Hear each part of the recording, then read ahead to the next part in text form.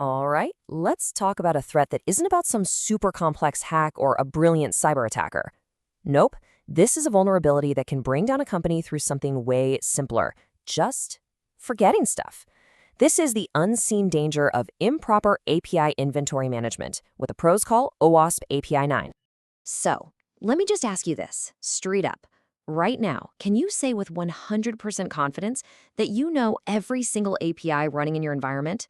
Every version? Every dev and test server? Every connection to a third party? Hmm?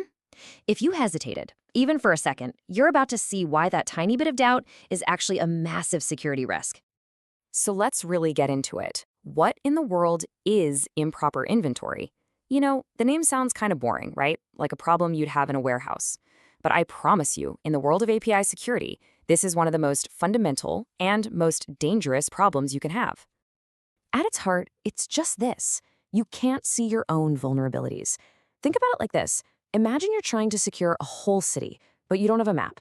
You can put guards on all the main gates, sure, but what about all the forgotten tunnels, the back alleys, the old service entrances nobody uses anymore? Your security is basically just a guess, because you absolutely cannot protect what you don't even know exists. And we're not talking about a simple list here. A real API inventory goes deep. It's got to have everything.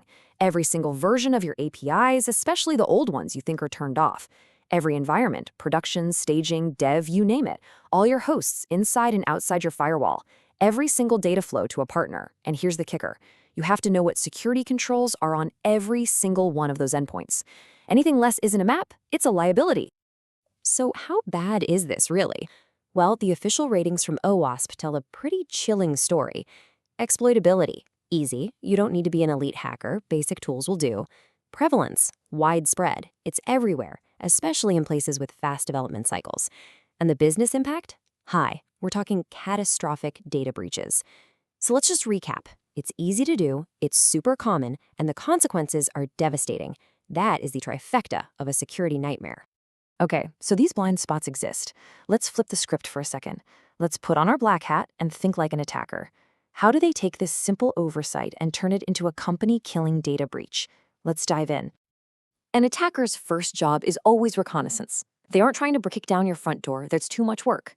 They're looking for the window someone left unlocked on the second floor or the old service entrance that hasn't been sealed properly.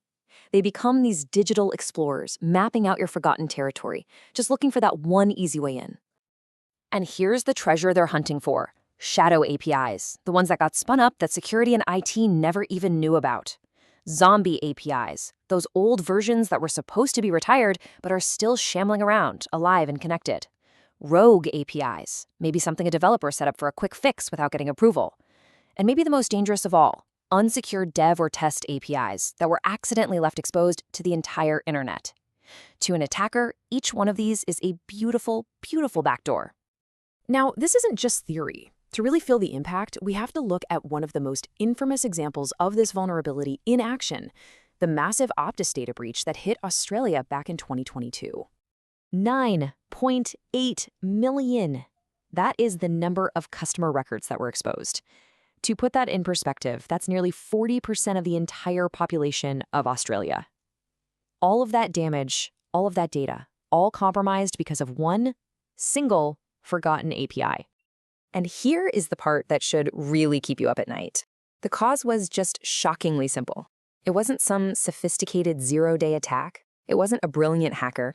It was an old, unmonitored API facing the public internet that had its authentication completely turned off. It was a wide-open digital door just waiting for someone to walk through. The attack itself was brutally simple. Step 1. The attacker just found the API living on an old subdomain nobody was watching. Step 2. They realized they didn't need a password or anything, no authentication, so they could just start asking for data. Step 3. They noticed the customer IDs were just numbers in order, so they wrote a tiny script to just count up 1, 2, 3, 4. And step 4. For every valid number they guessed, the API just handed over that customer's full personal data. It was like an unlocked filing cabinet where all the files were numbered sequentially. And hey, don't just take it from me. The official government investigation concluded, and I quote, "The breach did not involve advanced tools or tactics. This means the whole disaster was completely preventable. It was a textbook failure of the most basic security principle, know what you have." So that's the scary stuff. How do we stop this from happening to us? Well, the good news is that the defenses, while they do take discipline, are actually pretty straightforward. So let's walk through how to build a rock-solid defense against this threat. Step 1, the absolute foundation. You cannot skip this. You must achieve total visibility. You can't secure what you can't see. So your first mission is to build that complete map of your city, and I mean every last cobblestone and every forgotten alley. So how do you find it all? Well, you use a few different automated discovery methods. Think of it like this. Traffic-based discovery is like putting sensors on all the roads to see where the cars are actually going.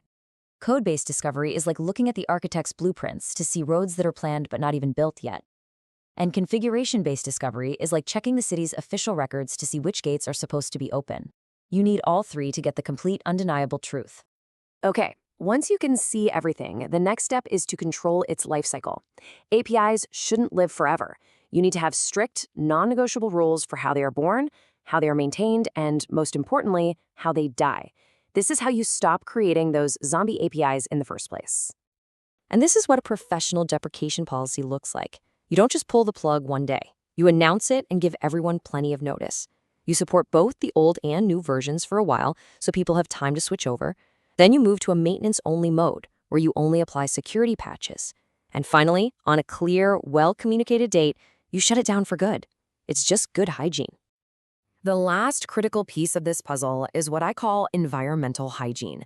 The line between your production environment and everything else, your staging, your testing, your dev, that line needs to be a fortress wall, because a data leak from a dev environment can be just as bad as one from production. Let's be crystal clear about this. Your non-production environments should never be accessible from the public internet. End of story. Put them behind a VPN or a struct firewall. And even more critically, they should never contain real customer data. Ever. Use fake data, anonymized data, synthetic data, I don't care. Breaking this rule is like leaving copies of your house keys in a mailbox down the street. So as we wrap this up, it all comes down to this one idea. All the other cool security tools you have for authentication, for rate limiting, for threat detection, all of them rely on one single thing, a complete and accurate inventory. If that foundation is cracked, if your map is wrong, your entire security strategy is basically built on quicksand. So I'm going to leave you with one final question to think about. I want you to take a hard, honest look at your own company. Is your API inventory a clear, reliable map that guides your defenses? Or is it an undocumented, unmapped minefield, just waiting for someone to take one wrong step?